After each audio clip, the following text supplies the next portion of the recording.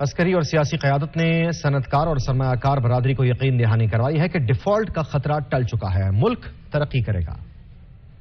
Army chief general Syed Asim Munir اور وزیر خزانہ اسحاق ڈار کی ملک کی 10 سرکردہ کاروباری شخصیات سے ملاقات کی اندرونی کہانی سامنے آ گئی۔ ملاقات میں معاشی بے چینی، بد اعتمادی اور سیاسی عدم استحکام سمیت تمام متعلقہ ایشوز پر کھل کر بات چیت ہوئی۔ ذرائع کے مطابق سپہ سالار نے بزنس کمیونٹی کو پیغام دیا کہ مسائل ضرور ہیں مگر پاکستان میں سب برا نہیں ہے، مل کر ملک کو مسائل سے نکالیں گے اور آخر تک لڑیں گے۔ فوج کسی صورت سیاست میں مداخلت نہیں کرے گی، سیاستدان اپنے معاملات خود حل کریں۔ عمران خان اور دوسری سیاسی قیادت کو مل بیٹھ کر سیاسی معاملات حل کرنا ہوں گے۔ وزیر خزانہ اسحاق ڈار کی جانب سے تاجر برادری کو IMF کے ساتھ پروگرام ٹریک پر لانے کے ساتھ ساتھ دوست ممالک کے تعاون اور مستقبل کے متوقع معاشی منظرنامے پر بھی تفصیلی تبادلہ خیال ہوا۔ آرمی چیف اور وزیر خزانہ اسحاق ڈار کی جانب سے تاجر برادری سے کہا گیا کہ وہ ملک کو درپیش معاشی چیلنجز سے نکالنے میں اپنا بھرپور کردار ادا کریں۔ مشکلات ضرور آتی ہیں لیکن ہر مشکل کے بعد آسانی بھی آتی ہے۔ پاکستان نے ماضی میں بھی